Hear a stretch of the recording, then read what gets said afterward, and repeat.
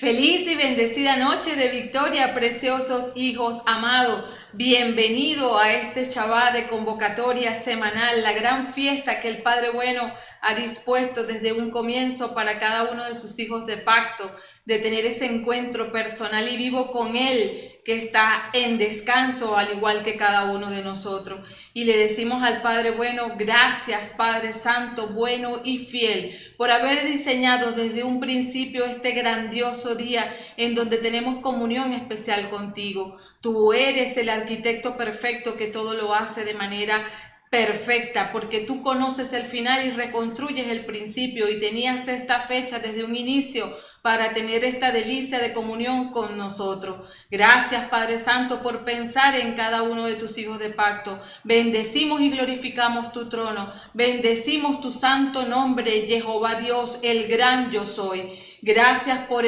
atender a nuestro llamado. Gracias porque no has dejado desoídas nuestras oraciones.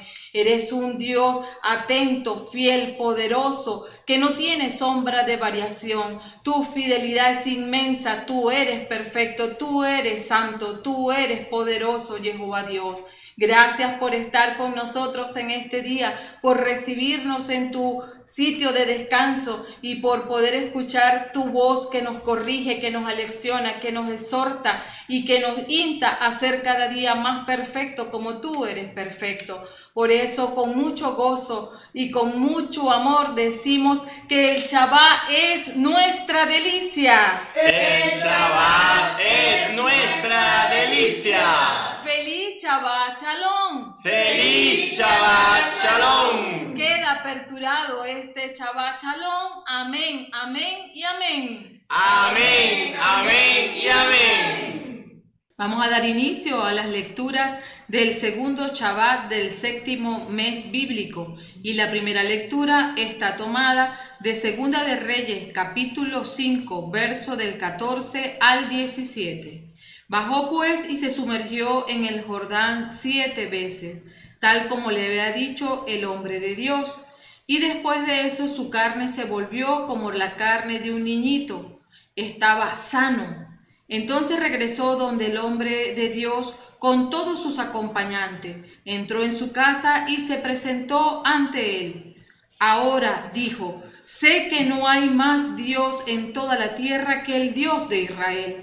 Acepta pues este presente de parte de tu servidor. Eliseo le respondió: por la vida de Jehová, a quien sirvo, que no aceptaré nada. El otro insistió para que aceptara, pero él se negó. Entonces Naamán le dijo: muy bien, pero me gustaría al menos que dieras a tu servidor un poco de la tierra para cargar un par de mulas, porque en adelante tu servidor no ofrecerá más sacrificios u holocaustos a otros dioses, sino solo a Jehová. Amén. El Salmo 98, versos 1, 2 del 3 a B y el 3 CD al 4. El Señor revela a las naciones su salvación. El Señor revela a las naciones su salvación. El Señor revela a las naciones su salvación. Entonen al Señor un canto nuevo, pues ha hecho maravillas. La salvación provino de su diestra, de su brazo de santidad. El Señor revela a las naciones su salvación. El Señor revela a las naciones su salvación. El Señor dio a conocer su salvación, hizo ver a los paganos su justicia, se acordó de su amor y fidelidad en favor de la casa de Israel.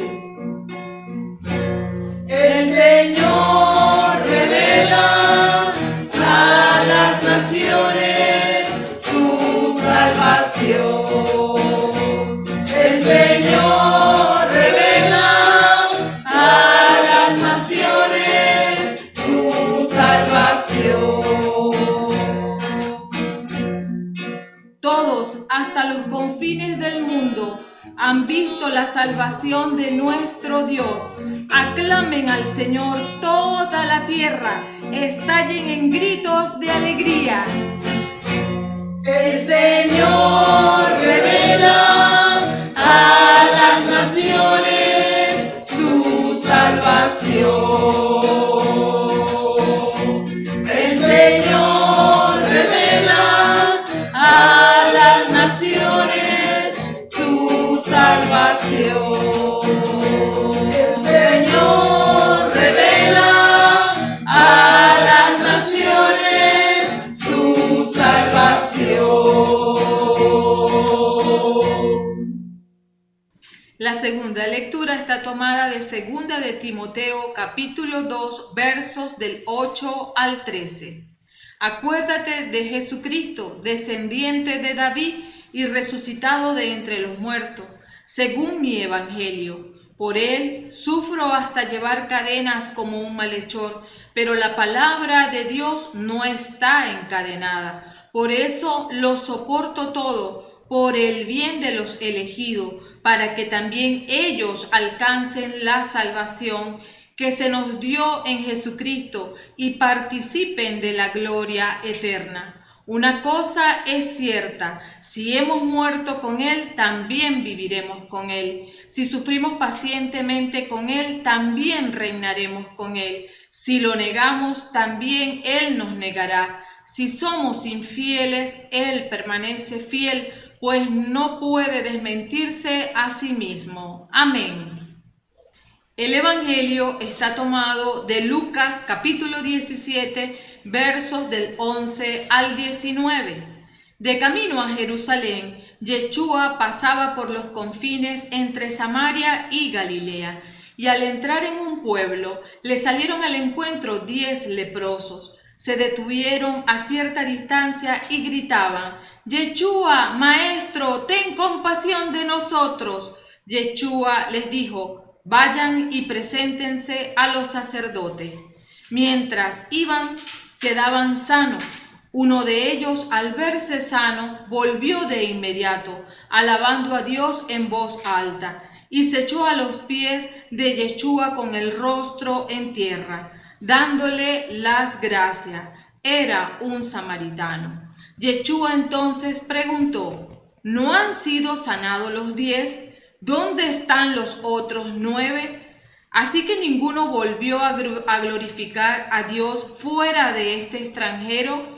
Y Yeshua le dijo: levántate y vete, tu fe te ha salvado. Amén.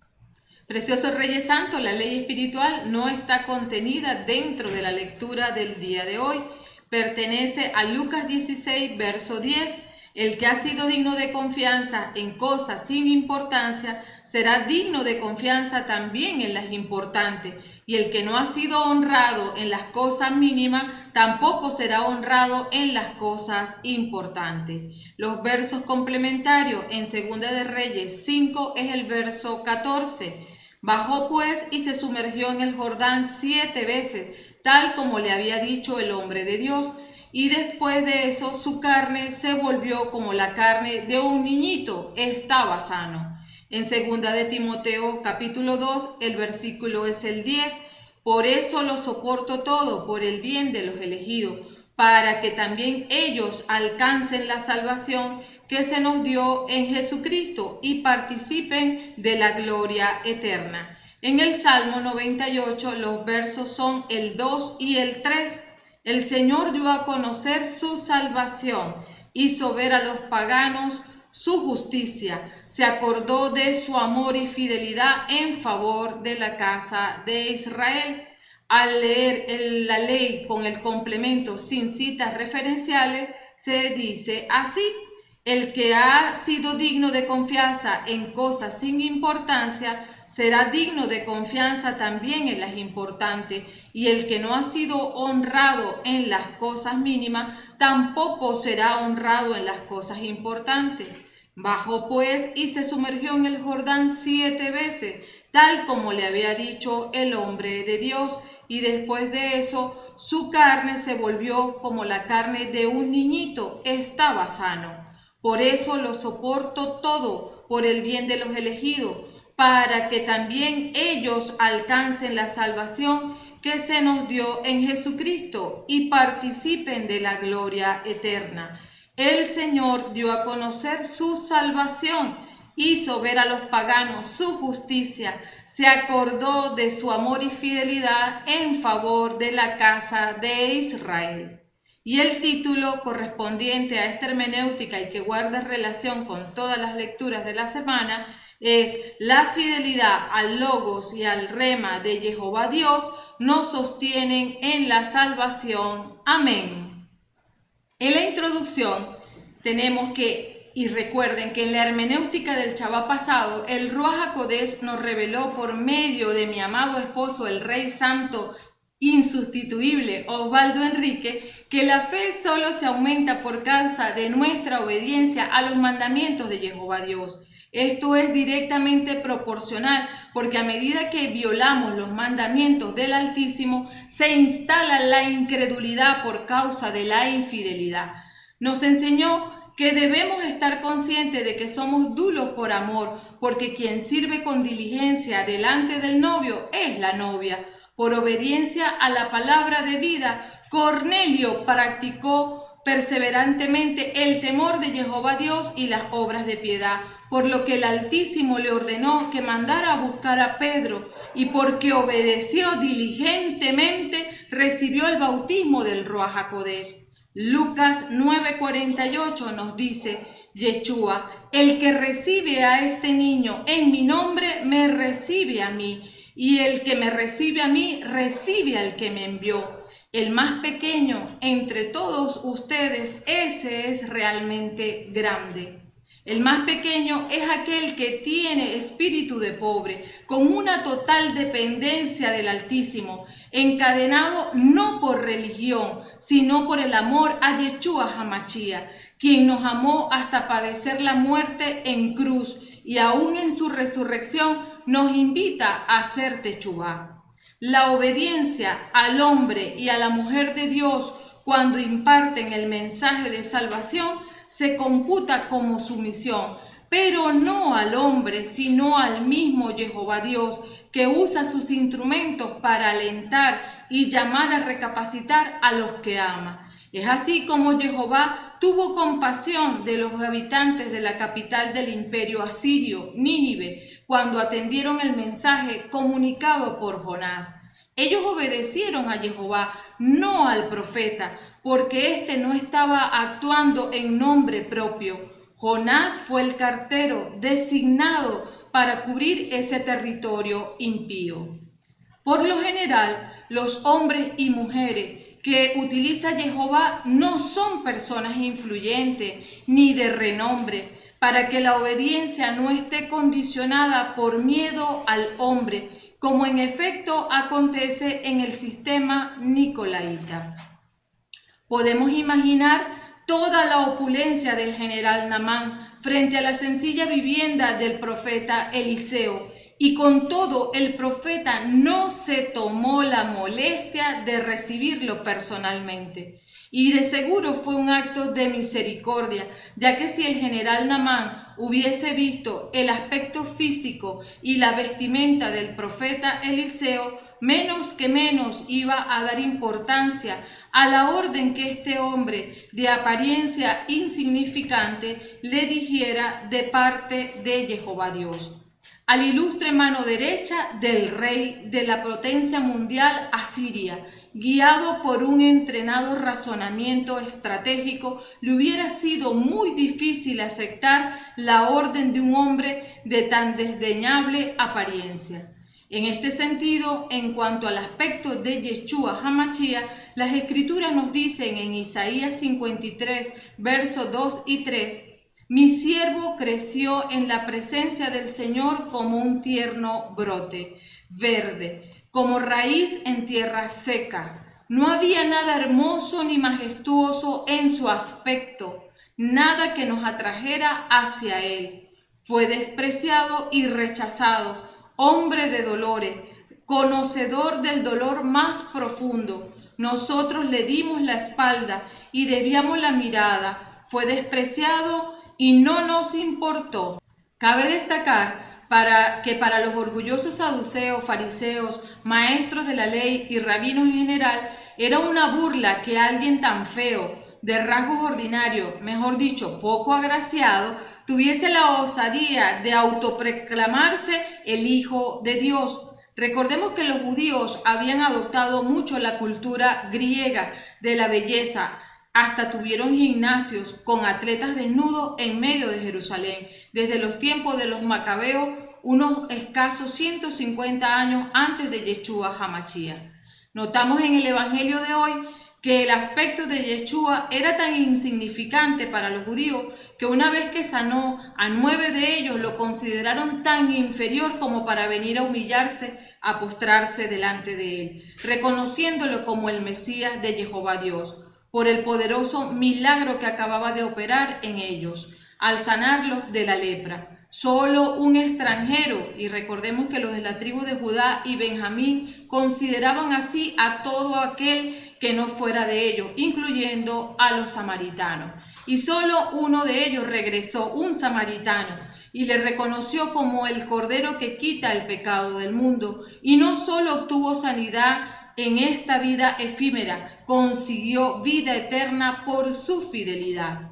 En cuanto a la primera lectura, se nos ofrece en paralelo la historia de un extranjero lleno de lepra, pero no cualquier extranjero, sino uno que es el segundo hombre más poderoso del imperio más fuerte del mundo conocido. Sin embargo, bañarse en el Jordán no solo le curó la lepra, sino de su arrogante orgullo, por lo que no se fue directo a mostrarse a su rey. Su prioridad consistió en presentarse con una postura humilde delante del hombre de Dios, por lo que ya reunía la condición de la humildad, y así fue atendido personalmente por el profeta Eliseo.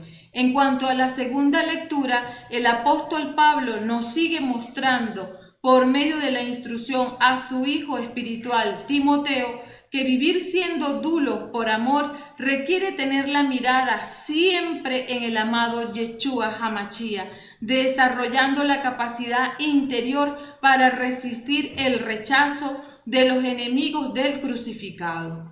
Y con respecto al Salmo, podemos recalcar que ciertamente el Señor ha mostrado el esplendor de su salvación a las naciones de la tierra, quienes responden con una extraordinaria humildad, carente en el pueblo de la promesa. Solo los verdaderos israelitas en toda la tierra se convierten en siervos de Yeshua HaMashiach. Amén. En cuanto al Evangelio, recuerden que es Lucas 17 del verso 11 al 19. En el diagnóstico tenemos: la lectura de hoy se corresponde con la cuarta parte del Evangelio de Lucas, que describe el ministerio de Yeshua HaMashiach en Perea y sus alrededores, y que abarca desde el capítulo 13:22 al 19:27. Existen varios paralelos entre estas historias y la de Naamán, el leproso gentil, que también fue salvado, de Segunda de Reyes capítulo 5. Ambos, Naamán y el leproso samaritano, eran extranjeros que buscaban la salvación por medio de un judío de Dios. A ambos se le mandó a cumplir una acción pequeña y aparentemente irrelevante antes de tomar lugar la salvación. Eliseo le dijo a Naamán que se bañara 7 veces en el río Jordán, y Yeshua le dijo a los 10 leprosos que se presentaran ante el sacerdote, el cual estaba autorizado para certificar la curación, pero no era capaz de sanar a un leproso. En ambas historias, la salvación ocurrió solo después de haber obedecido al hombre de Dios. Ambos, Naamán y el samaritano, regresaron para dar gracias a Jehová Dios. Las últimas palabras de Eliseo fueron: vete en paz, y las últimas palabras de Yeshua HaMashiach al samaritano fueron: vete en paz, tu fe te ha sanado. Ahora, en el verso 11a, que dice de camino a Jerusalén, antes Lucas nos presentó el viaje de Yeshua a Jerusalén con estas palabras: y aconteció que, como se cumplió el tiempo en que había de ser recibido arriba, él afirmó su rostro para ir a Jerusalén. En Lucas 9, verso 51. Jerusalén, claro, es donde morirá Yeshua HaMashiach según el plan de Jehová Dios. Lucas nos recuerda que Yeshua está en este viaje en los capítulos 9:53, en el 13:22, en el 17:11, en el 18:31, en el 19:11 y que terminará en llegar a Jerusalén en el capítulo 19:28. Con cada mención de Jerusalén, los que conocemos el resto de la historia podemos afirmar que la cruz ya está cerca porque la vemos a la distancia. Ahora, en el verso 11b, pasaba por los confines entre Samaria y Galilea. Hasta el momento, Yeshua no ha avanzado mucho hacia Jerusalén. Sus discípulos entraron en una aldea samaritana al comenzar el viaje en el capítulo 9, verso 52, y 8 capítulos adelante, aquí en el 17:11, Yeshua aún se encuentra en la frontera del norte de Samaria, lejos de Jerusalén. Samaria hace frontera con Galilea y no hay ninguna región entre ellas. Esta localidad fronteriza explica por qué se encuentran judíos y samaritanos entre los leprosos. En circunstancias normales, los judíos no tendrían nada que ver con los samaritanos, pero estos leprosos eran expulsados de la sociedad y no tenían otra compañía que otros que compartían su misma miseria y por lo tanto necesitados de compañía y ayuda mutua. Samaria había sido hogar de las 10 tribus de Israel, tan distintivas como las tribus de Judá y de Benjamín en el sur. Cuando los asirios llevaron a los israelitas al exilio en el siglo 8 a.C., mucha gente que no era judía se fue a vivir a Samaria. Después, los que volvían del exilio se empezaron a casar entre ellos. Como resultado, los judíos odian a los samaritanos, a quienes consideran comprometidos religiosamente y por lo tanto impuros. En el verso 12a le salieron al encuentro 10 leprosos. Su lepra no era necesariamente la enfermedad de Hansen, la terrible enfermedad que hoy consideramos lepra. La lepra bíblica incluye enfermedades de la piel como el herpes zóster o culebrilla, la psoriasis, la leucodermia y entre ellas el vitiligo, y que algunas de estas enfermedades son sumamente contagiosas como la enfermedad de Hansen, la lepra, y otras no son contagiosas como el vitiligo. Algunas son curables mientras que otras no lo son. Lo cierto es que en su tragedia común de la lepra habían olvidado de que eran judíos y samaritanos y solo recordaban que eran hombres enfermos con necesidad. En el verso 12b se detuvieron a cierta distancia y es que la Torá regula cómo se debe tratar la lepra. En Números 5, versos de 2 al 3, manda a los israelitas que echen a todo leproso del campamento. Esto incluye con flujos y los que se consideran inmundos por el hecho de haber tocado un cadáver, cuyas condiciones tienen consecuencias temporales. En cambio, es probable que la enfermedad de Hansen aflija en el destierro a la persona infectada hasta el día de su muerte.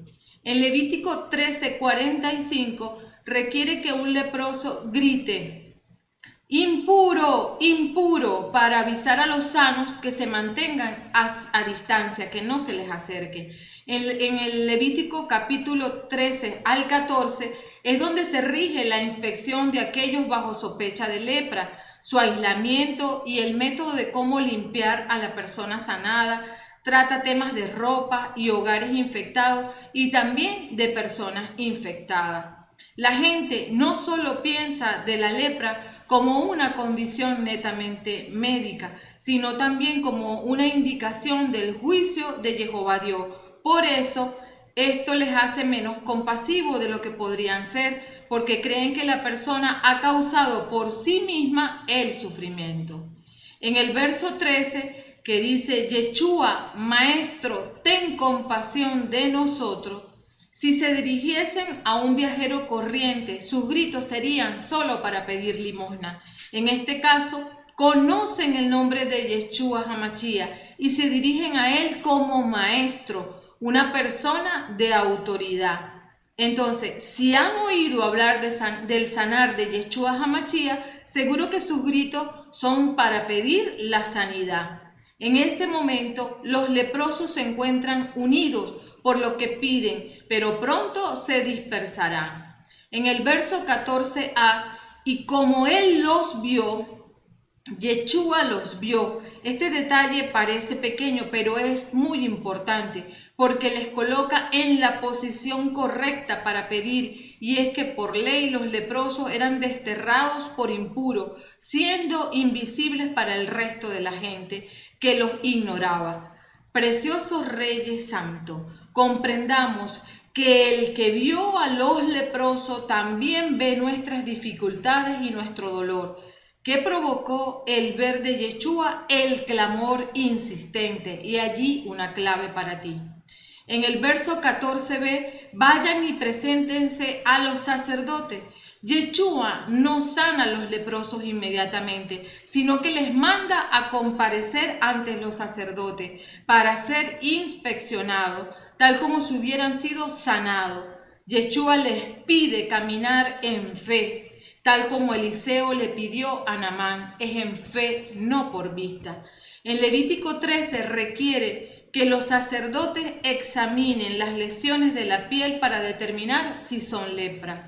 Si la lesión no parece ser leprosa, tras un primer examen, el sacerdote requiere que se confirme 7 días después por medio de una reevaluación. Los leprosos pueden ir al templo de Jerusalén en busca de un sacerdote, pero también pueden encontrarlo en otras comunidades. Recuerden que cuando la tierra prometida fue dividida entre las tribus, los descendientes de Aarón no recibieron terreno.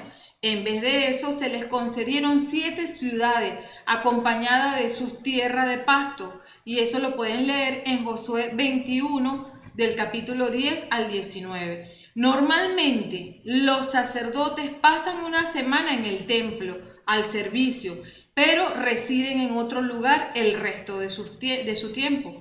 Yeshua no especifica que los leprosos vayan a un sacerdote judío. Por eso es concebible que el samaritano pueda acudir a un sacerdote samaritano. Los sacerdotes tienen mucho poder. Una vez que un sacerdote juzga, inmunda a una persona, esa persona queda apartada de la sociedad, separada de su familia, incapaz de mantener un trabajo o hacer negocio, reducida ¿a qué? A mendigar.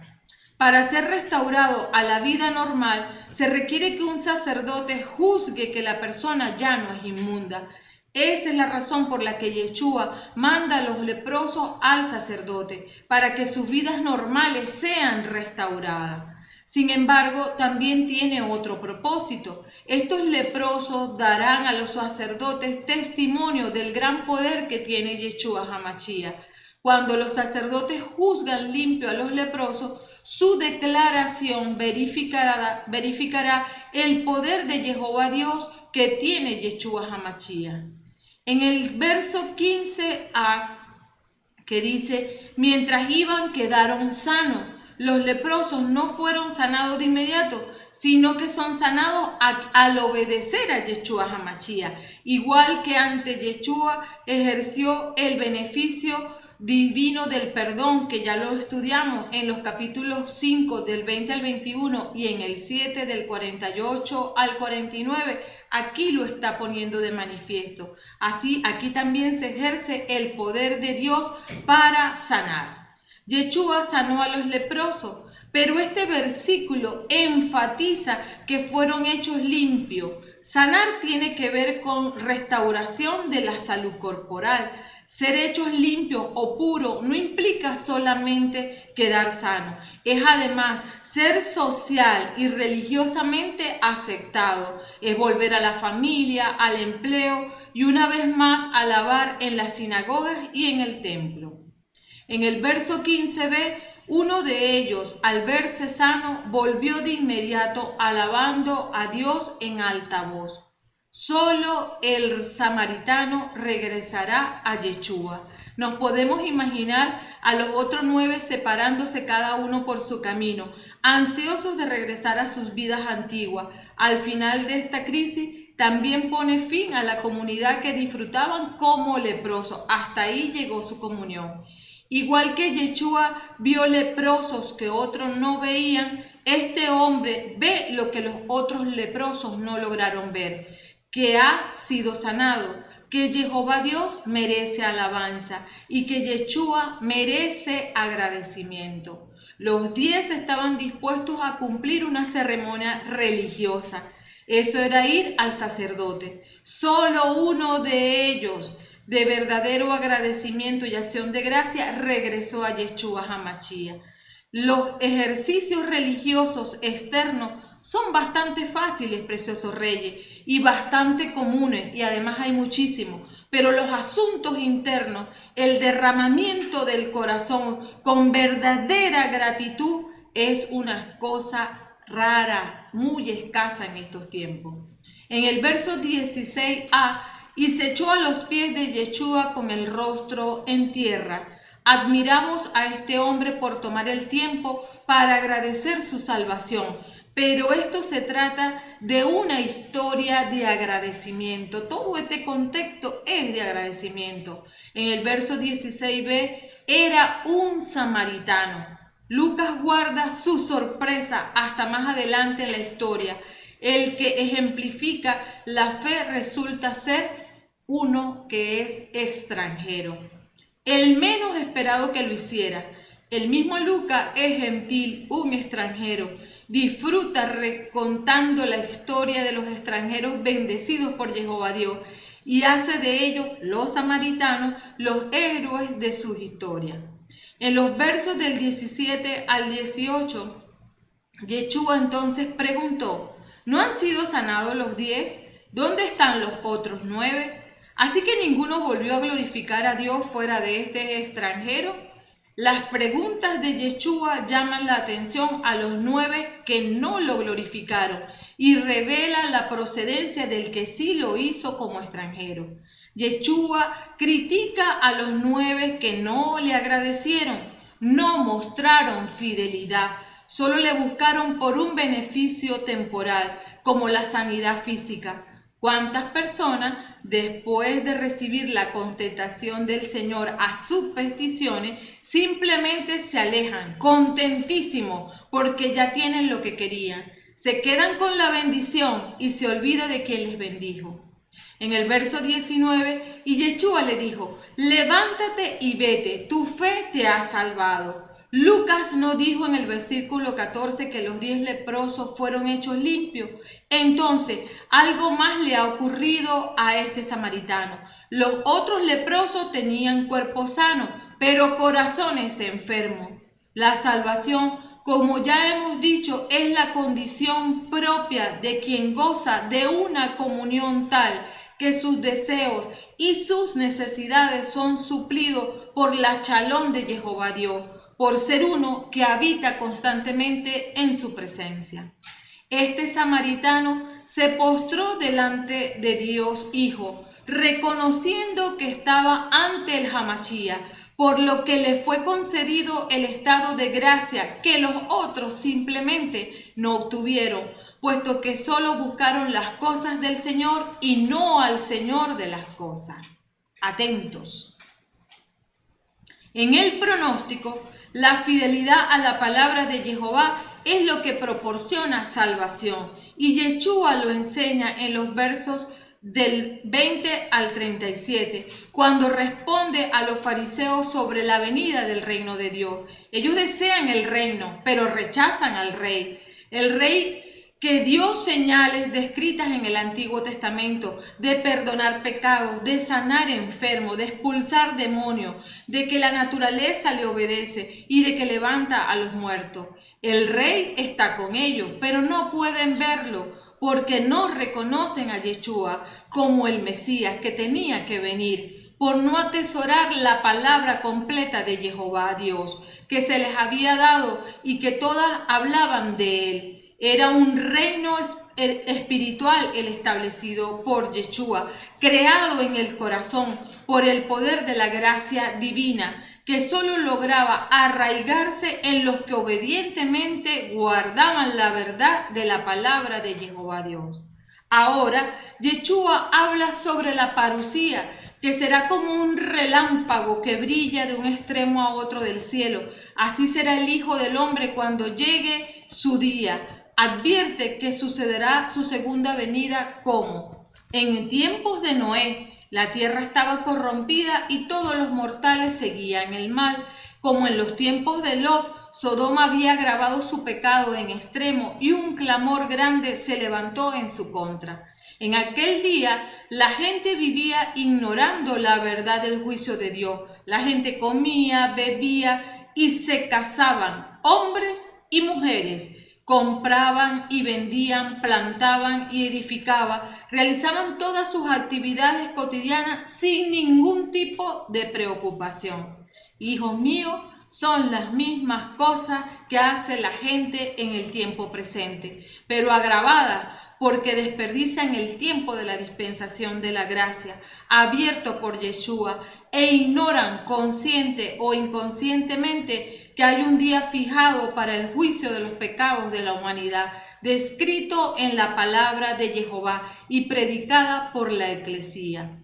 Noé pasó al menos unos 100 años haciendo el arca, y digo al menos porque si hacen la cuenta en Génesis 5:32 y Génesis 7:6, en el primer momento tenía 500 años y cuando recibió la orden tenía 600 años.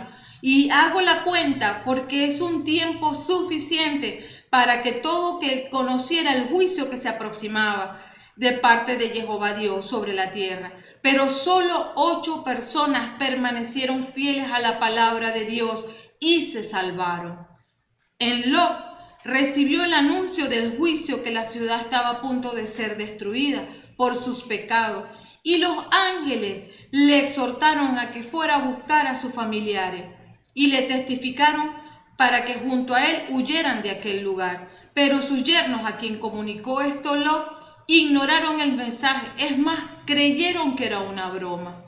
Ahora, Yeshua en los capítulos 18, del 1 al 8, demuestra con el ejemplo de la viuda y el juez que no temía a Dios que la oración insistente provoca respuesta. ¿Acaso Dios no hará justicia a sus elegidos si claman a Él día y noche, mientras Él deja que esperen? Yo les aseguro que les hará justicia y lo hará pronto, pero cuando venga el Hijo del Hombre, ¿encontrará fe sobre la tierra? Una pregunta que todos nos tenemos que hacer.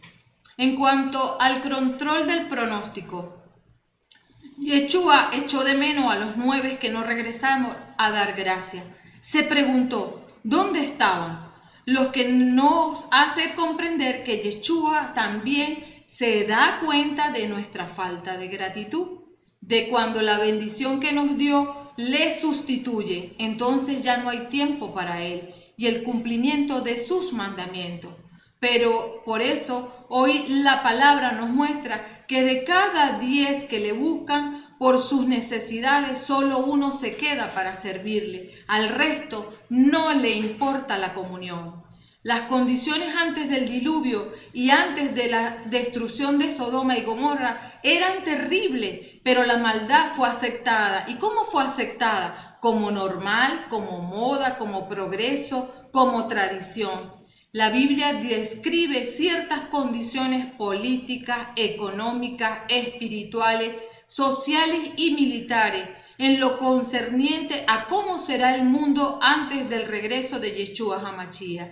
Es necesario y justo decir que las condiciones existen hoy y el escenario está listo, tal como en los días de Noé y Lot. Cuando Yeshua venga, todos atravesaremos la gran tribulación y unos seremos tomados escapando de la ira de Jehová Dios, y sobre otros caerá el peso de su ira. Por tanto, preciosos reyes santos, Primero, hay que reconocer a Yeshua como el Verbo encarnado, el Rey Salvador. Juan 3:36 dice, el que cree en el Hijo vive de vida eterna. En cambio, el que no cree en el Hijo tendrá que enfrentar un juicio de Dios. Nunca conocerá la vida. En segundo lugar, preciosos reyes, hay que obedecer su palabra como la única verdad. Efesios 6:17 nos dice, por último, usen el casco de la salvación y la espada del Espíritu, o sea, la palabra de Dios. En tercer lugar, pedir al Ruach HaKodesh el auxilio en todo y para todo en nuestras vidas.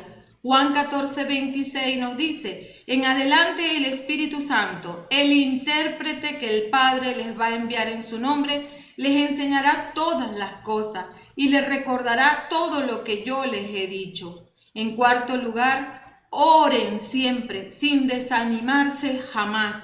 Juan 14:13 y 14, todo lo que pidan en mi nombre, lo haré, de manera que el Padre sea glorificado en su Hijo, y también haré lo que me pidan invocando mi nombre. Y en quinto lugar, elevar siempre acción de gracias a Jehová Dios.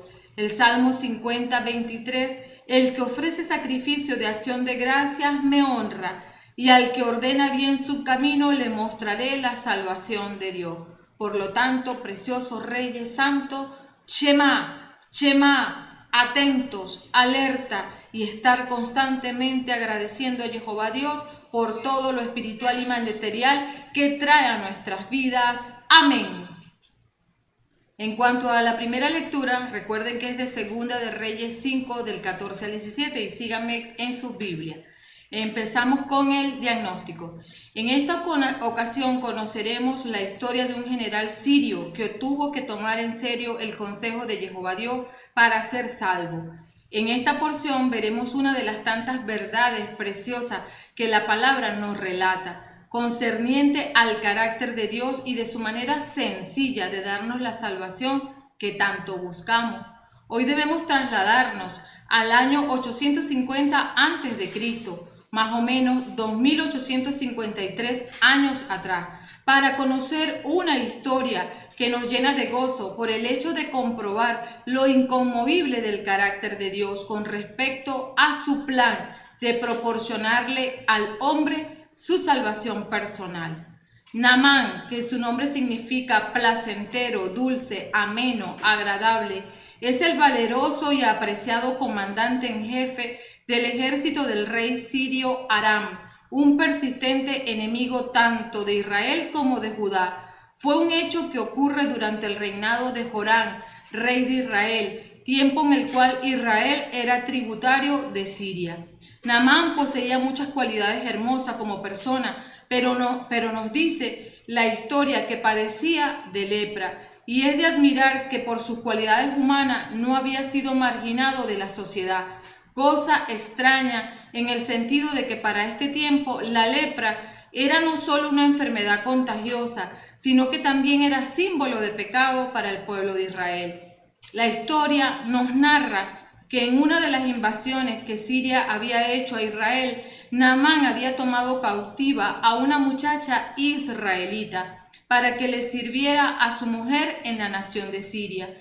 Esta muchacha fue el medio usado por Jehová Dios, el internet de Jehová Dios, para atraer a Naamán hacia él. Lean la historia completa en Segunda de Reyes, del capítulo 5, versos del 1 al 17, para que vean todo el contexto. La lepra es una enfermedad infecciosa producida por el bacilo de Hansen.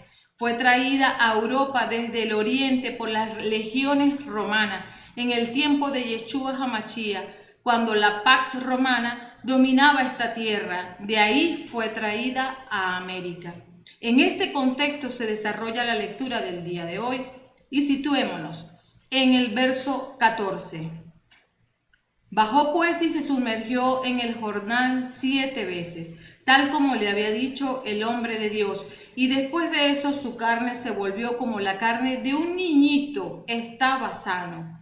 Naamán hizo exactamente lo que Eliseo le dijo que hiciera. Por lo tanto, podemos decir que cada inmersión, cada zambullida en el Jordán fue un paso en fe, confiando en la palabra de Dios dada a través del profeta. Esto representó obediencia total a la palabra divina.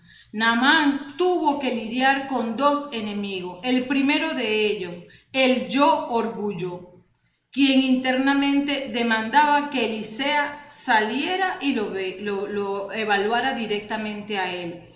Y segundo, el mal prejuicio, quien cuestionaba por qué debía lavarse en el Jordán cuando tenía mejores ríos en su tierra. Naamán superó a estos dos enemigos e hizo lo que Dios le pidió hacer. La respuesta de fe del extranjero Naamán fue generosamente recompensada por Dios, porque respondió su fe con un milagro de sanidad total. En este mundo lleno de orgullosos, los humildes poseen más sabiduría, especialmente la sabiduría que proviene de lo alto. Así nos lo revela Santiago 3, versos 17 y 18, que los intelectuales, poderosos y adinerados tienen mucho más los humildes sabiduría que esto. Precisamente son los humildes que hacen entrar a razón a Naamán. ¿Quiénes son estos humildes? Sus sirvientes que se acercaron y le dijeron: Padre mío, si el profeta te hubiese pedido algo difícil, ¿no lo habrías hecho? ¿Por qué, pues, no lo haces cuando tan solo te dice: lávate y quedarás sano? Esto está en el verso 13.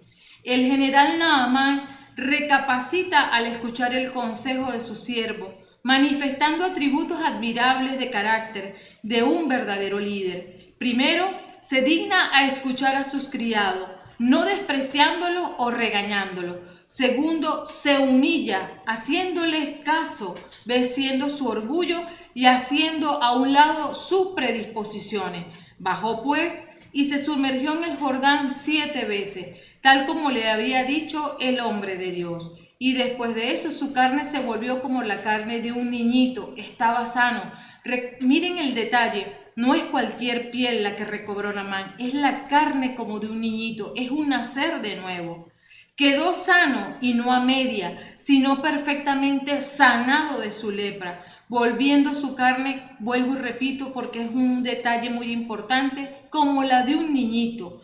Gloriosa bendición recibida como fruto de su cabal obediencia, o lo explícitamente ordenado por Jehová Dios. Él hizo caso a lo ordenado. Se sumergió en el Jordán 7 veces el general Naamán. Ahora pregunto, supongamos que Naamán se hubiese guiado por la desesperación y se deja llevar por esta y solo se hubiera sumergido 6 veces. Habría muerto leproso y como un pecador, porque la obediencia parcial es lo mismo que la desobediencia, porque no es obedecer a nuestro parecer y tampoco es obedecer en el momento que se quiera, sino en el tiempo asignado.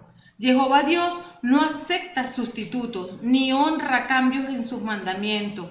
Es al modo de Dios. Desgraciadamente, el cristianismo del presente está lleno hasta desbordar de sustitutos, de excusas, por la predicación de un Dios lai y alcahuete que en nada se corresponde con Jehová Dios. El culto que me rinde no sirve de nada. Las doctrinas que enseña no son más que mandatos de hombre. Nos los dice Yeshua HaMashiach en Mateo 15, verso 9. Sigamos en los versos 15 al 16. Entonces regresó donde el hombre de Dios con todos sus acompañantes. Entró en su casa y se presentó ante él. Ahora dijo: sé que no hay más Dios en toda la tierra que el Dios de Israel. Acepta pues este presente de parte de tu servidor. Eliseo le respondió: por la vida de Jehová, a quien sirvo, que no aceptaré nada. El otro insistió para que aceptara, pero él se negó. Esta fue una buena muestra de gratitud de parte de Naamán. Fue como un leproso ahora sano está retribuyendo este gran beneficio.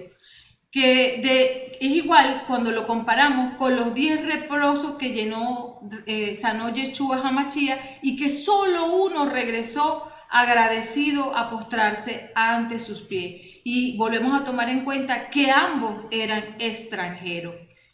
Y hay un cambio evidente en la persona de Naamán, y es que antes de ser sanado, esperaba que el profeta viniera a él. Ahora él volvió al hombre de Dios y se puso delante de él. Naamán, el leproso, se deshizo de su orgullo cuando fue limpiado de su lepra. Entonces la sanidad conectada con la palabra del profeta logró para Naamán la convicción de que el Dios a quien Eliseo representaba era el verdadero Dios en toda la tierra. Al ver que había sido curado por obedecer el mandato del profeta, Naamán volvió a la casa de Eliseo para darle el pago que él ya había decidido que iba a entregar a cambio de su salud. Y fíjense bien, preciosos hijos amados, 10 talentos de plata equivalen a 342 kilos de plata. 6.000 piezas de oro equivalen a 69 kilos de oro. Y 10 trajes para cambiarse, que por supuesto no eran de sayal, esos eran de telas de calidad como la púrpura, como la seda. Pero Eliseo se negó a aceptarlo. Él no había hecho nada. Todo lo había hecho Jehová Dios. Y el mensaje que Dios quería comunicar a este general sirio fue tan claro que al derrumbarse su orgullo, pudo reconocer al único y verdadero Dios, a Jehová. Nunca se trató de que las aguas del río Jordán poseyeran facultades curativas, sino de que Naamán pudiera conocer y obedecer a Dios al doblegar su orgullo. Lucas 17:10 dice: así también ustedes, cuando hayan hecho todo lo que les ha sido mandado, digan: somos servidores no necesarios, hemos hecho lo que era nuestro deber. Y Mateo 10:8: sanen enfermos, resuciten muertos, limpien leprosos y echen los demonios. Ustedes lo recibieron sin pagar, denlo sin cobrar. Por lo que queda claramente establecido que es un principio espiritual del reino, que data desde Reyes, ya vemos cómo lo pone Eliseo por obra, y aquí lo vemos en los evangelios de Lucas y Mateo. Hoy día observamos con preocupación y pena un espíritu totalmente contrario en los líderes de las diferentes congregaciones religiosas, que poseen un afán desmedido por la riqueza, por los lujos, el materialismo, la ostentación, y hacen grandes espectáculos religiosos. Ahora, si estos estuvieran en el lugar de Eliseo, cualquiera de ellos hubiese aceptado en un 2x3, en un tris, todos los regalos, todos los 10 talentos de plata, las 6.000 piezas de oro y 10 mudas de vestidos lujosos que Naamán había traído. Es más, seguramente y sin duda le hubiesen impuesto diezmos, ofrendas, cuotas, etcétera, para el resto de sus vidas. En el verso 17, entonces Naamán le dijo: muy bien, pero me gustaría al menos que dieras a tu servidor un poco de tierra para cargar un par de mulas, porque en adelante tu servidor no ofrecerá más sacrificios u holocaustos a otros dioses, sino solo a Jehová. Al experimentar Naamán el poder del único y verdadero Dios, decidió obedecerlo y no volver a inclinarse ante sus antiguos dioses, ni ofrecerle ofrenda. En forma voluntaria, este hombre empezó a obedecer los mandamientos de Jehová Dios. Su vida ahora estaba consagrada solo a Jehová. Ahora, transportar suelo sagrado era una costumbre extendida, y es claro que la fe de Naamán aún no era enseñada, y en tal sentido el suelo israelita podía proveerle a Naamán un recordatorio de su sanidad y su nueva relación con Jehová Dios. En cuanto al pronóstico, en el verso 18, Naamán se anticipó a pedir perdón a Jehová si por una acción externa, o sea, algo que no tuviese que decidir él, sino por una autoridad, fuera de su voluntad, llegara a hacer algo con lo que violara los mandamientos de Dios. Así de profundo y honesto era su compromiso con Jehová. Este hombre llegó enfermo físicamente a Israel, para después regresar no solo limpio de su piel, sino también espiritualmente. Ahora estaba perdonado y reconciliado con Jehová Dios. El libro continúa relatando la monarquía dividida hasta el año 722 a.C. En los primeros capítulos, el profeta Eliseo es el personaje principal, guiando espiritualmente al reino de Israel, del capítulo 1:1 al 13:25. La trágica decadencia y caída de la nación hebrea, con su corrupción moral, se describe con gran detalle. El juicio de Dios contra el reino de Israel del norte se lleva a cabo por medio de la invasión de las fuerzas asirias, quienes destruyeron el reino, en el capítulo 17, versos del 1 al 41. Luego la narración continúa con la historia del remanente del reino del sur, Judá, y termina con el relato de la caída de ese reino en el 586 a.C. El juicio de Dios viene sobre los de Judá por medio de la humillante derrota por los babilonios y el subsecuente exilio a Mesopotamia, capítulo 23, versos del 1 al 25 y 30. Segunda de Reyes cubre un espacio de unos 290 años. Esta fue una época de mucha importancia en la vida del pueblo escogido. 13 de los 16 profetas que escribieron desde Isaías a Sofonías redactaron sus libros durante este tiempo. La gente fue instada a obedecer la disciplina de Jehová Dios en los capítulos 25 y 24. Cuando Dios disciplina, es mucho mejor ceder a su benéfica corrección que antes que las cosas empeoren si uno se resiste. En el control del pronóstico, Yeshua utilizó las historias de la viuda de Sarepta de Primera de Reyes y de Naamán en Segunda de Reyes para ilustrar la gran verdad de la compasión de Dios hacia aquellos a quienes los judíos juzgaban indignos de la gracia de Dios, a los pobres, a los débiles, a los oprimidos, los cobradores de impuestos, los samaritanos y los gentiles. Al citar los ejemplos de la viuda pobre y de un leproso, Yeshua se mostró a sí mismo como el gran médico, quien sana y ministra a aquellos de gran necesidad de la divina gracia soberana. Esta misma verdad fue la base del ministerio del cuerpo de Cristo, su eclesía, la cual procedería de todos los niveles sociales, hombres y mujeres, ricos y pobres, judíos y gentiles, de acuerdo a lo que dice el apóstol Pablo en Efesios 3 del 1 al 6. Muchos de los milagros de Eliseo prefiguraron aquellos del mismo Yeshua. Eliseo resucitó al hijo de una mujer sunamita en Segunda de Reyes 4, del 34 al 35. Sanó la lepra de Naamán en Segunda de Reyes 5, del 1 al 19. Y multiplicó los panes para alimentar a 100 hombres, y aún sobró en Segunda de Reyes 4, del 42 al 44. Grandes enseñanzas para poner en práctica nos deja esta lectura. En primer lugar, a través de una gran necesidad se puede hacer techubá. El Señor utilizó el deseo de Naamán de sanidad física para despertar su espíritu y llevarlo a la conversión. En segundo lugar, la obediencia requiere a veces una acción que no parece razonable. Por ello hay que cambiar la cultura del mundo a la cultura del reino de Jehová Dios y ver las cosas como Jehová Dios las ve. Tercero, pero la obediencia no se basa en lo que otros hacen. Más bien tenemos que obedecer de todo corazón los mandamientos que Dios nos ha dado. Cuarto, hay que echar fuera toda incredulidad y orgullo para tener comunión con Jehová y recibir provisión de su reino. Quinto, hay que desarrollar el músculo de la fe, aprendiendo a confiar en Jehová Dios y su palabra. Es común querer saber antes de qué manera, cómo, cuándo y por qué las instrucciones divinas cambiarán las circunstancias. Eso no es fidelidad. Sexto, la fe requiere que procedamos en base a lo que ya sabemos de la Escritura y si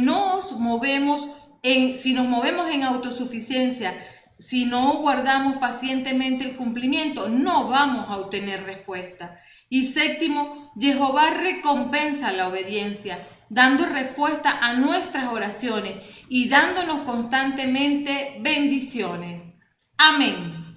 Y llegamos a la segunda lectura, segunda de Timoteo 2, versos del 8 al 13. En el diagnóstico tenemos que el apóstol Pablo la escribió a Timoteo, probablemente en el año 66 o 67 después de Cristo, mientras estaba encarcelado después del gran incendio de Roma. Aunque había sido causado por Nerón, el fuego vino a ser lo que gatilló la primera persecución de la iglesia, al ser los cristianos culpados injustamente por el incendio.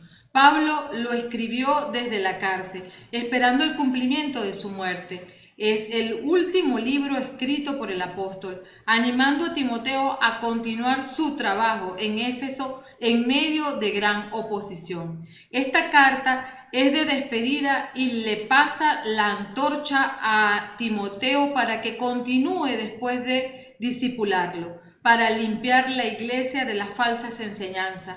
Luego, después de todo, hasta Timoteo llegó a ser mártir, tanto como Pablo, murió siendo arrastrado por un caballo. Primera de Timoteo fue escrita después de que Pablo fue liberado de la prisión, probablemente alrededor del 63 después de Cristo. La segunda de Timoteo, la última epístola escrita por Pablo, fue enviada desde la prisión de Roma, en donde Pablo estaba aguardando su ejecución. Timoteo, quien era de padre griego y de madre hebrea, se había convertido bajo el ministerio de Pablo. Más tarde llegó a ser obispo o supervisor de la iglesia de Éfeso. Pablo le escribe como un padre espiritual anciano al joven padre, instruyéndole en asuntos de doctrina y de conducta. Esta es una de las epístolas pastorales de Pablo, llamada así por haber sido dirigida a un individuo en lugar de una congregación. En el verso 8 nos dice: acuérdate de Jesucristo, descendiente de David y resucitado de entre los muertos, según mi evangelio. Resumen de contenido del apóstol Pablo. Cuando nos dice acuérdate, Pablo no dio esta advertencia porque fuera algo que Timoteo pudiera olvidar con facilidad. Lo dijo para que Timoteo recordara la prioridad de su mensaje. Jesucristo, del linaje de David. Timoteo necesitaba mantener el hecho de que Yeshua era el Mesías esperado de Israel, del linaje de David, como basamento legal de su mensaje. Esta afirmación significa que Yeshua era completamente hombre, su linaje podía ser verificado entre los hombres, y resucitado de los muertos significa que Yeshua era completamente Dios. Para Pablo, era esencial que Timoteo recordara y enseñara la verdad acerca de quién era Yeshua HaMashiach. El plan de Dios de rescate a través de Jesucristo no comenzó cuando nació el bebé en Belén. Toda la historia esperaba con deseo lo que Yeshua haría para salvarnos. Resucitado de los muertos. Este es el gran acontecimiento, la gran credencial de autenticidad de Yeshua HaMashiach. La resurrección de Yeshua era la prueba de que, a pesar de que parecía haber muerto como un criminal común, en realidad murió como un hombre sin pecado, por obediencia y amor para cargar con la culpa de los pecados.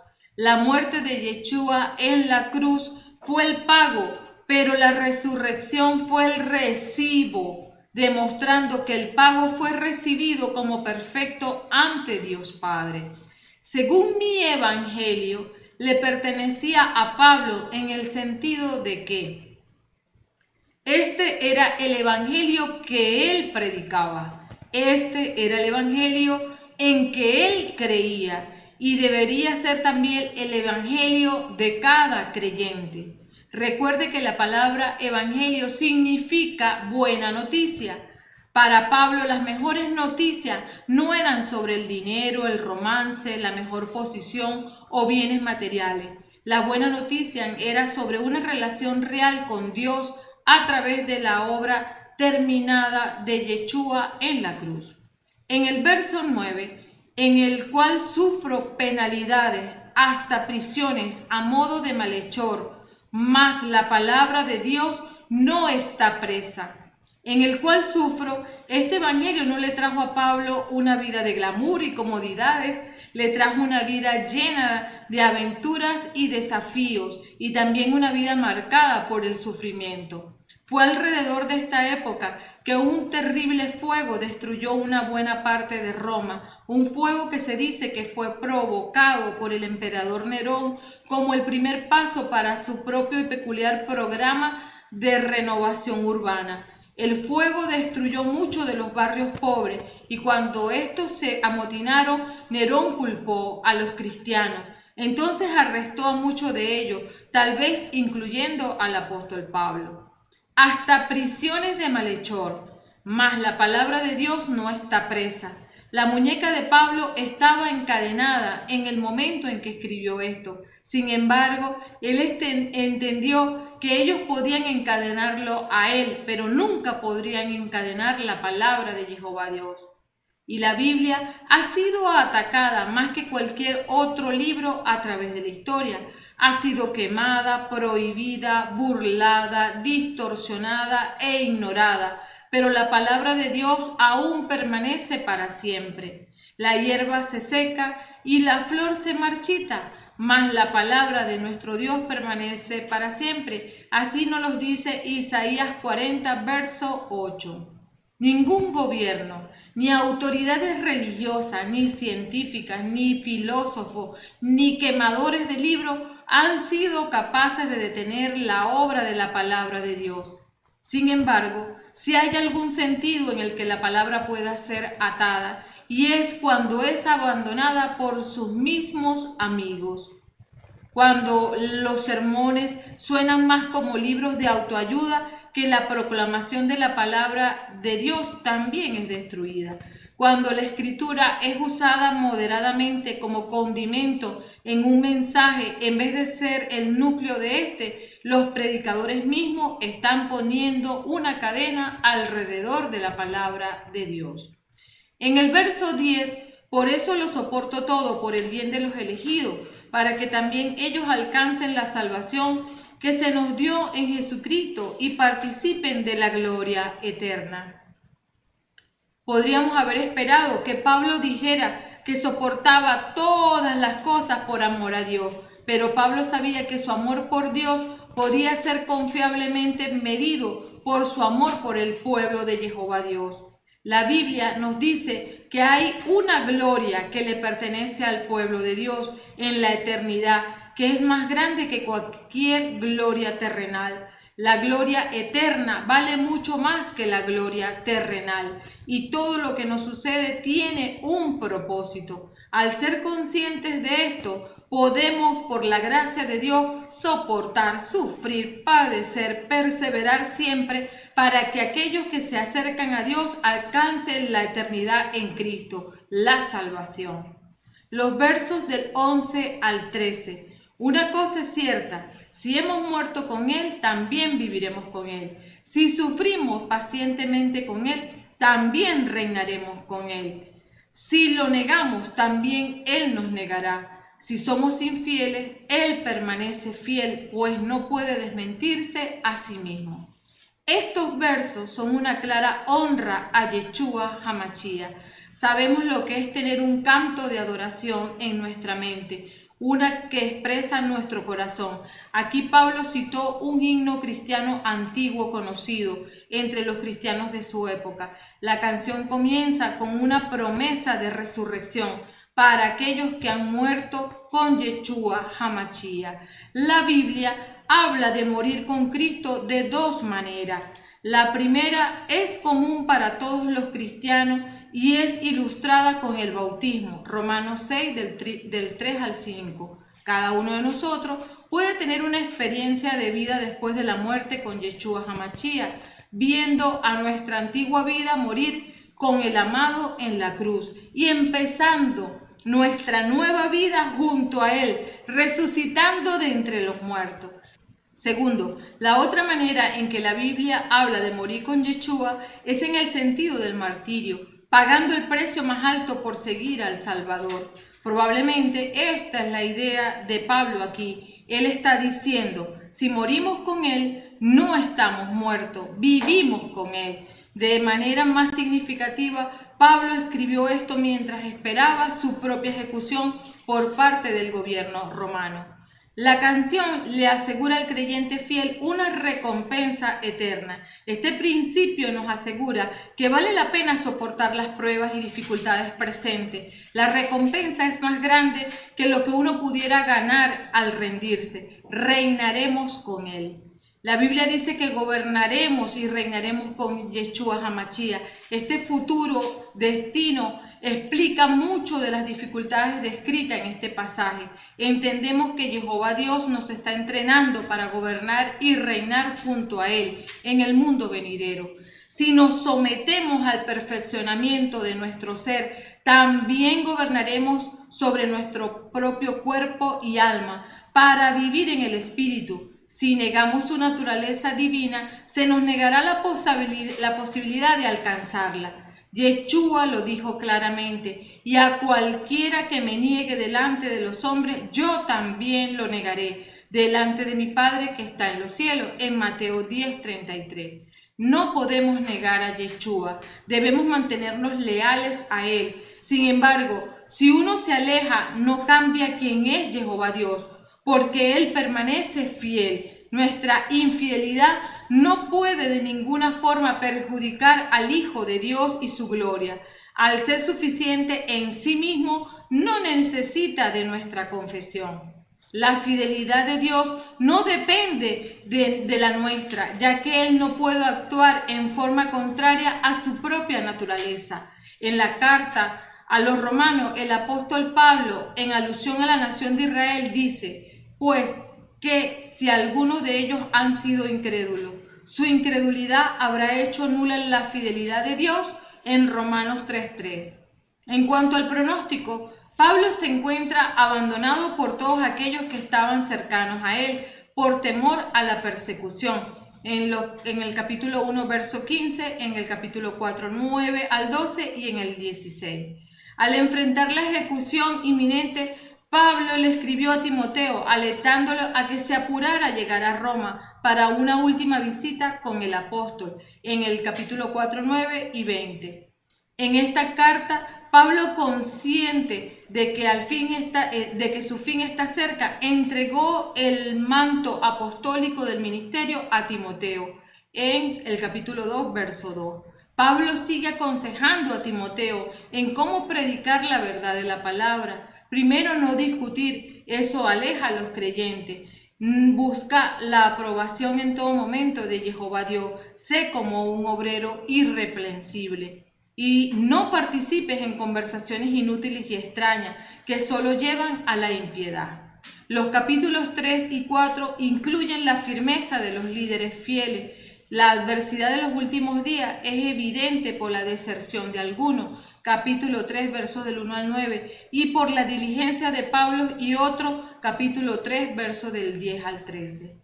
La autoridad de la palabra de Dios es enfatizada en la pasada capacitación a Timoteo, capítulo 3, del 14 al 17, en su enseñanza presente, capítulo 4, del 1 al 2, y en las pruebas que tendrá en su ministerio futuro, capítulo 4, del 3 al 5. Su lealtad a la fe se ve en la perseverancia fiel de Pablo al anticipar la recompensa de la corona, capítulo 4, 6 al 8, al afrontar sus circunstancias actuales, capítulo 4, verso del 9 al 15, y al esperar con ansias la gloriosa venida en el cielo, capítulo 4, verso 16 al 18. Es probable que el mismo Timoteo hubiera pasado tiempo en prisión antes de la conclusión de su ministerio, en Hechos 13, 23. No se sabe si Timoteo llegó a Roma antes de la ejecución del apóstol Pablo. De acuerdo a la tradición, Pablo no fue liberado de este segundo encarcelamiento romano, sino que sufrió el martirio que él había previsto en el capítulo 4, verso 6. En el control del pronóstico, Primero hay que meditar en Yeshua HaMashiach. Debe ser para nosotros esto una práctica continua para todo el que es eclesía, todo el que ha sido sacado del mundo, la carne y el demonio, pues el mensaje que se transmite es el mismo.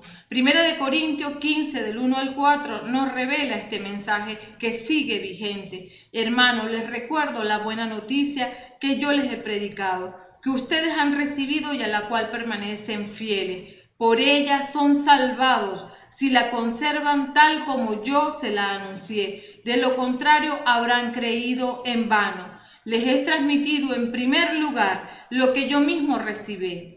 Cristo murió por nuestros pecados conforme a la Escritura. Fue sepultado y resucitó al tercer día de acuerdo con las Escrituras.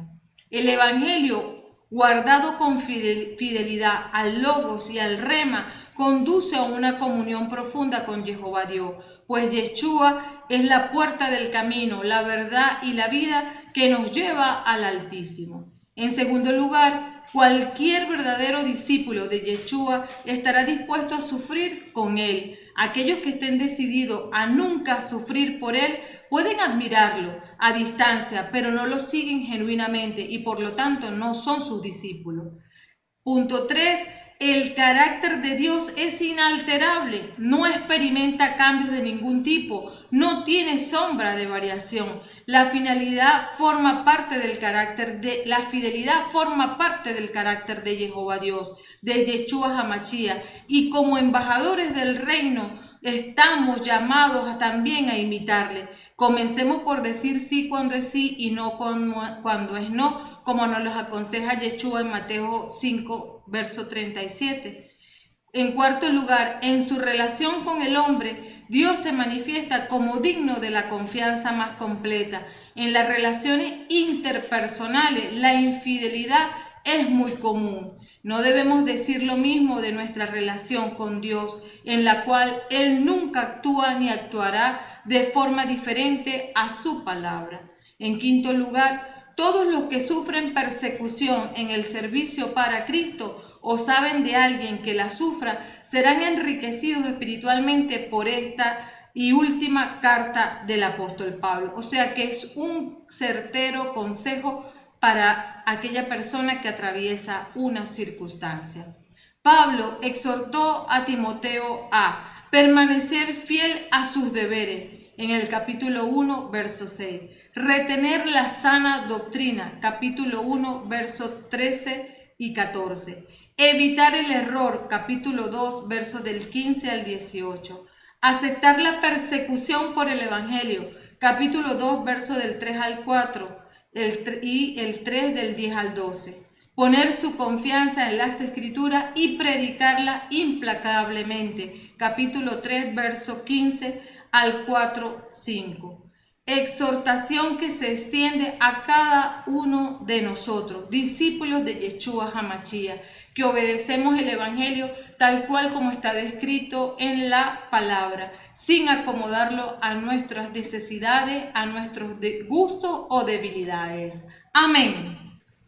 En el Salmo 98 tenemos que es un himno a la realeza de Jehová. El Salmo 98 es un himno y empieza con un llamado a la adoración. Después presenta los motivos o razones para la adoración. No tiene la conclusión típica de himnos, es decir, otro llamado a la adoración u obediencia a Dios, pero toda la última estrofa puede ser tal llamado. Además de ser un lindo himno y bella poesía, este es uno de los llamados salmos de entronización o salmo de la realeza a Jehová Dios. Otros son el 47, el 93, el 96, el 97, el 99. Y toma dato porque te sirve para la oración. En el verso 1 dice, entonen al Señor un canto nuevo, pues ha hecho maravilla. La salvación provino de su diestra, de su brazo de santidad. Este salmo exalta a Dios como Rey. En primer lugar, es un llamado a la adoración. El salmista empieza con energía y gozo. Hemos de entonar a Jehová Dios cántico. La adoración es el gran tema de los salmos y la adoración espontánea estalla en canto, pero no sale con canto, sino no solo un canto cualquiera, sino un cántico nuevo. Jehová Dios es creador, ha hecho al hombre creativo. Dios quiere que usemos nuestra creatividad también para elevarle a adoración. Debemos usar cantos viejos, pero también cantos nuevos. Este mandato del salmista provee un gran desafío a los cristianos a que creen cantos que realmente glorifiquen a Jehová Dios. Y estando allí tú, con Jehová Dios solo en el lugar secreto, canta y canta, que cada estrofa va rimando con la otra, porque es el mismo Ruach HaKodesh que te va inspirando ese cántico nuevo.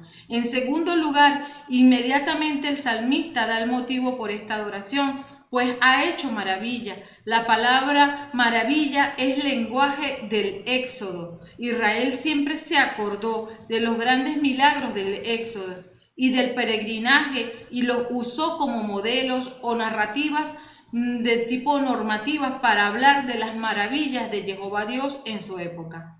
La palabra salvación, o en otras traducciones también la pueden leer como victoria, está llena de significado. El salmista no especifica qué salvación, pues Dios la da constantemente a su pueblo. Entonces el salmo sirve en todas las ocasiones para adorar a Jehová Dios. Esta victoria o salvación solo Dios la dio por su diestra y su brazo de santidad, una figura que se usa a menudo para destacar el poder de Jehová Dios. En el verso 2, el Señor dio a conocer su salvación, hizo ver a los paganos su justicia, y en el 3b se acordó de su amor y fidelidad en favor de la casa de Israel. Nótese que ha sido totalmente a Jehová Dios. No habla de la astucia ni la valentía de los hombres. La salvación proviene de Dios, porque salvó a Israel, se ha acordado de su amor y de su fidelidad. Estas palabras, amor y fidelidad, se usan en el pacto entre Dios y su pueblo. Este pueblo no es mejor que otro, como lo describe Deuteronomio 7, del 7 al 11, pero Dios es fiel a su pacto. En el verso 3 cd, todos hasta los confines del mundo han visto la salvación de nuestro Dios. Los confines del mundo. Dios quiere que todas las naciones le conozcan y le adoren. Es un énfasis misionero. El salmista muestra una visión amplia. La obra de Dios se centró en la casa de Israel, pero los confines de la tierra nunca serían olvidados. Desde el comienzo de su plan de pacto con Abraham, se tenían en mente todas las razas de la tierra, como lo podemos leer en Génesis 12:3. En el verso 4, aclamen al Señor toda la tierra, estallen en gritos de alegría. Toda la tierra adora a Jehová. Los versos del 4 al 6, el salmista levanta la voz, gritos de alegría. Viene de una palabra que significa levantar un grito o un clamor. La misma palabra se usa en Zacarías 9:9 y se cumplió en la entrada triunfal a Jerusalén cuando la gente clamó Hosana a Yeshua. El volumen de la alabanza sigue aumentando, estallen en gozo y después se agregan instrumentos musicales. En el verso 6 se aclama con un sonido fuerte de trompeta. Todo este clamor de adoración está dirigido al Rey Jehová. Se está reconociendo y celebrando su señorío sobre todo el mundo. Él es el Rey y merece la honra y la gloria como Rey de todo lo creado, todo lo que Él hizo. La Biblia enseña que solo Jehová Dios puede hacer una justicia completa, pero el que sigue a Cristo debe hacer todo lo posible para que haya ahora justicia y rectitud. El creyente bien puede usar este salmo, pues adora a su Salvador que le da la victoria sobre el poder del maligno. Adora a Cristo porque es su Rey ahora, y adora a Cristo que viene y que reinará en justicia para siempre. La victoria de Dios en el Salmo 98 del 1 al 9. En primer lugar, salvación alcanzada. La salvación provino de su diestra en el verso 1. En segundo lugar, la salvación publicada. Jehová dio a conocer su salvación en el verso 2a. En tercer lugar, justicia desplegada. Hizo ver a los paganos su justicia. Verso 2b. Cuarto lugar, amor recordado. Se acordó de su amor y fidelidad en el verso 3. Quinto lugar, cántico ordenado. Aclamen al Señor toda la tierra. Verso 4. Sexto lugar, venida anunciada. Juzgará al mundo con justicia. Verso 9. Entonces tienes este gran salmo para adorar a Jehová Dios en el lugar secreto y que te sirva de inspiración para realizar con todo amor y con toda adoración y gratitud ese cántico nuevo a Jehová Dios. Amén. Como conclusión, preciosos Reyes Santos, tenemos que en concreto hemos de experimentar la muerte en nuestra propia persona de todo orgullo para poder ser mansos y humildes y ser apacibles, dirigidos por el Espíritu de Jehová Dios, quien nos vivifica para hacer la obra del Padre como mensajeros de su amor inconmovible. La salvación que Dios da al hombre no tiene precio, ya que Él generosamente la entrega al hombre, pero es gratis. Al contrario, tiene un alto precio, por eso no es gratis. Fue el Hijo de Dios quien pagó el precio que el hombre era incapaz de cubrir. Por ello, Yeshua, en obediencia, fue a morir en una cruz para hacer el pago perfecto y completo para la salvación del hombre, y así pudiera reconciliarse con Jehová Dios. Por eso es que hay que tener alto valor de ese pago que hizo Jehová para nosotros. Para nosotros es un regalo, pero Él tuvo que pagar. El apóstol Pablo dice enfáticamente: pero se manifestó la bondad de Dios nuestro Salvador y su amor a los hombres, pues no fue asunto de las obras buenas que hubiéramos hecho, sino de la misericordia que nos tuvo.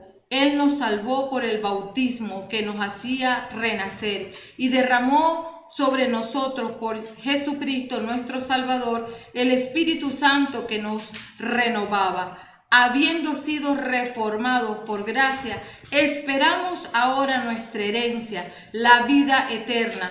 Una cosa es cierta, y en ella deben insistir los que creen en Dios, han de destacarse en el bien que puedan hacer. Ahí está lo bueno y lo que realmente aprovecha a la sociedad. Tito 3, del 4 al 8. Amén. Preciosos hijos amados, ahora vamos a hacer una oración, ustedes y todos los que estamos aquí, a favor de los diezmadores y colaboradores con el Ministerio de Mosqueteros de Jehová, para seguir salvando almas, para seguir cumpliendo la gran comisión que es hacer que muchos se bauticen en el nombre de Yeshua HaMashiach y vivan de acuerdo a como Él lo dictamina en su palabra. Por eso le digo al Padre bueno, Padre Santo, bueno y fiel, Jehová Dios, tú que conoces a cada uno de los que han traído sus diezmos y han colaborado con este ministerio, sé tú quien los bendiga de manera sobrenatural y extravagante, llenándole de todas bendiciones espirituales y materiales hasta que sobreabunde. Sostén en ellos, Padre Santo, siempre una línea profética que no se aparte nunca de su linaje, de sus 1000 generaciones de pacto, que proclamen su palabra a toda su descendencia, Padre bueno y fiel, de tal manera de que siempre vuelvan al redil haciendo techubá si se hubiesen descuidado. Padre Santo, llena sus alacenas, haz prosperar sus negocios de manera sobrenatural, haz que sean negocios grandes, productivos, reconocidos y que amplíen en sucursales, porque han decidido creer en tu palabra de vida, bendiciendo a muchos hermanos con el testimonio que se da en cada una de estas predicaciones y que resultan de conversión de las almas. Padre Santo, ellos son copartícipes de la extensión de tu reino a través de sus ofrendas y tienen pendiente siempre alabar tu santo nombre, porque cuando lo hacen, Jehová Dios, lo hacen para obedecer tu palabra de vida y no porque se lo indique el hombre. Padre Santo, tú eres fiel, tu palabra tiene promesa para ellos y yo sé que tú las derramas sobre sus vidas y su descendencia, y confiada estoy que en lo que yo deje de hacer esta oración a tu trono, en agradecerte por lo mucho que ya haces por ellos, ya comienzas a ejecutar tu obra, porque tú eres diligente y fiel para cumplir y tu reino es de multiplicación. Bendigo y alabo tu santo nombre y espero confiada la respuesta a cada una de estas oraciones en el nombre de Yeshua Hamashia, de quien soy y sirvo. Amén, amén y amén. Preciosos Reyes Santos, si ya viste toda esta hermenéutica que ha sido de bendición para ti, entonces ahora dale me gusta, suscríbete a nuestro canal si aún no lo has hecho, activa la campanita para que recibas las notificaciones de todo lo que publiquemos, comenta aquel minuto de esta enseñanza que ha sido de impacto para ti o para los tuyos y deja su comentario allí en la cajita de comentarios, y no olvides compartir con todos tus amigos, con todos los que tienes alrededor, de tal manera que como ha sido de bendición para ti, también lo sea para ellos. Bendecido día de victoria, valiosas gemas invaluables del reino. Amén.